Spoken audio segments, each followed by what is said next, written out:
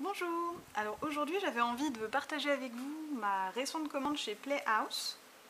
Donc j'ai fait un article à ce sujet sur I Love Pop où vous avez vraiment tout le détail de ma commande et comment ça s'est passé.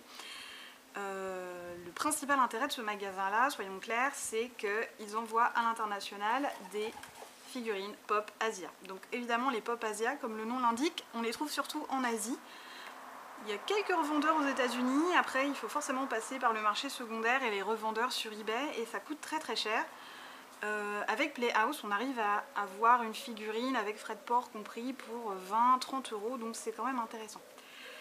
Là j'ai décidé de sortir de sa boîte Blackjack, donc c'est une version exclusive monochrome. Normalement la figurine est en couleur, donc on voit notamment le nœud rouge. Cette version là est noire et grise. Donc c'est une figurine de la série Osamu Tezuka Official avec Blackjack, Léo qui donc a inspiré le Roi Lion, Coco, Princesse Saphir et Ting qui sont aussi de la même série, et Sharaku. Voilà. Donc, pour ceux qui se posent la question, il y a aussi une série Astro Boy et même deux séries Astro Boy mais qui ne sont pas des figurines de la série Osamu Tezuka Official.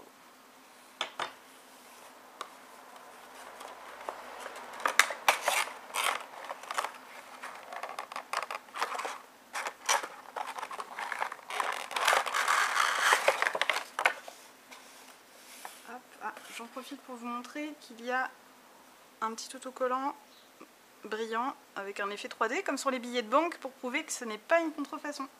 Donc faites attention si vous achetez des Pop Asia.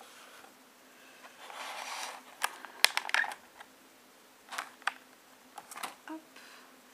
Voilà, donc Blackjack, qui est issu d'un manga qui a donné un anime, donc c'est un chirurgien de l'ombre, on va dire, qui opère un peu illégalement. Les finitions sont très bien à l'avant, il n'y a pas de souci du tout.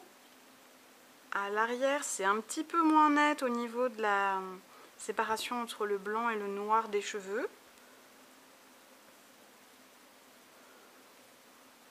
Donc, la tête, en théorie, peut tourner, mais je ne vais pas forcer. Il a son scalpel à la main. Voilà. Donc le design est assez simple. De fait, le design des dessins animés, des mangas de Tezuka est assez simple aussi, donc ça correspond bien au personnage. Je pense que la figurine va sortir en version classique couleur en septembre, donc à surveiller pour ceux qui sont intéressés. De toute façon, je vous remets les liens dans les commentaires, donc n'hésitez pas à aller voir et puis à laisser votre avis. Merci!